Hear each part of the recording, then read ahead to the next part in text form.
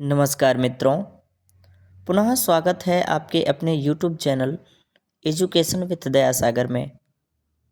राष्ट्र हित में इस चैनल को सब्सक्राइब करें।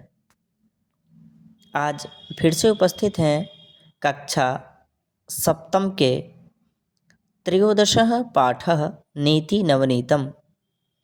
आज इस पाठ के बारे में हम जानेंगे। इस पाठ का सस्वर वाचन करेंगे। इस पुस्तक का नाम है देववाणी संस्कृतम।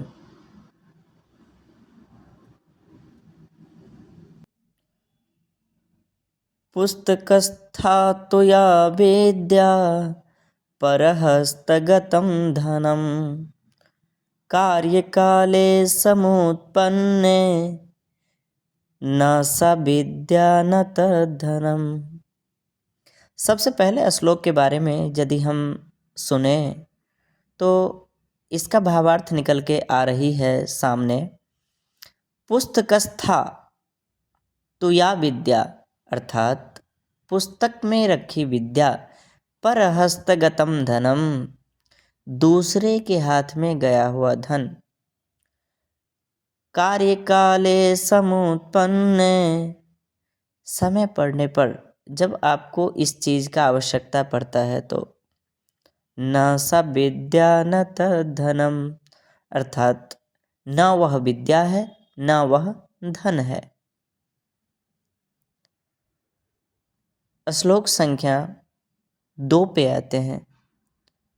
विद्वत्वंच नृपत्वंच नैव तुल्यं कदाचन स्वदेशे पूज्यते राजा विद्वान सर्वत्र पूज्यते अर्थात विद्वत्वंच नृपत्वंच विद्वत जन एवं नृपत्वंच अर्थात राजा जन, नैव तुल्यम कदाचना इन दोनों की तुलना कदापि नहीं करनी चाहिए, क्योंकि स्वदेशे पूज्यते राजा जो राजा होते हैं वह अपने देश में पूजे जाते हैं।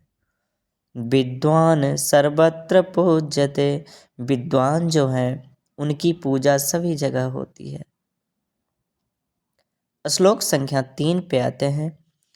को अतिभारः समर्थानां किं दूरं व्यवसायिनां को विदेशः सवेद्यानां कः परः प्रियवादिनां। इस श्लोक का भावार्थ को समझें। को अतिभारः समर्थानाम अर्थात सामर्थ्य व्यक्ति के लिए भार कितना है वह मायने नहीं रखता है। किम दूरम व्यवसायी नाम अर्थात व्यवसायी जन के लिए जो व्यवसाय करते हैं उनके लिए दूरी मायने नहीं रखती है। को विदेशः सविद्यानाम अर्थात विद्वान व्यक्ति के लिए कौन देश और कौन विदेश।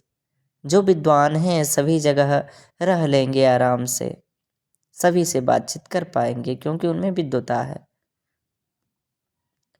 कह परह प्रियवादिनाम अर्थात प्रिय बोलने वाले के लिए, मधुर भाषी के लिए कौन अपना है कौन पराया है, सभी अपने लगते हैं प्रिय बोलने वाले को।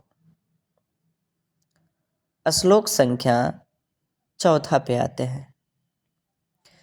पिता स्वर्गः पिता धर्मः पिता हि परमं तपः पितरि प्रीतिमाप् अन्ये प्रियन्ते सर्वदेवता अर्थात इस श्लोक का भावार्थ की कड़ी में चलें तो पिता स्वर्गः पिता धर्मः, पिता स्वर्ग हैं, पिता ही धर्म है, पिता ही परमं तपः पिता ही परम तप हैं। पितरि प्रीतिमाप अन्ये अर्थात पिता को प्रसन्न हो जाने पर, पिता हमारे जब संतुष्ट हो जाते हैं तो प्रियन्ते सर्वदेवता सभी देवता प्रसन्न हो जाते हैं। श्लोक संख्या 5।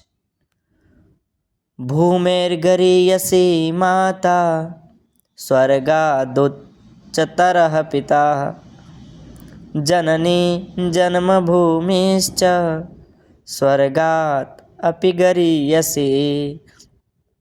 अर्थात भूमेर गरीयसी माता, भूमि से भी महान है माता, पृथ्वी से भी महान है माता।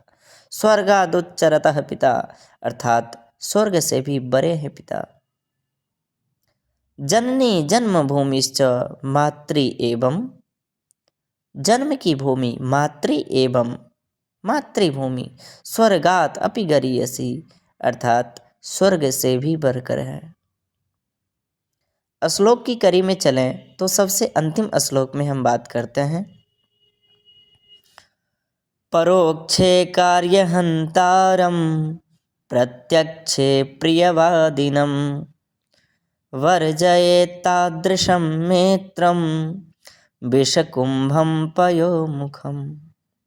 अर्थात परोक्षे कार्यहंतारम, परोक्ष में आपके पीठ पीछे आपकी शिकायत करते हैं।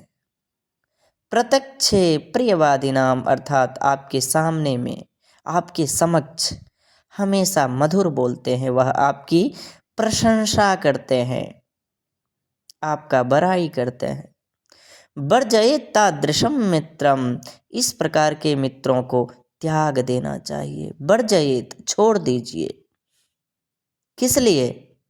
विषकुंभम पयोमुखम, जिस तरह से, जिस प्रकार से विषकुंभम, घड़ा विष से भरा हुआ है और उस घड़े के मुख पर पयोमुखम, दूध लगा हुआ हो, इस प्रकार के मित्रों से दूर रहना चाहिए।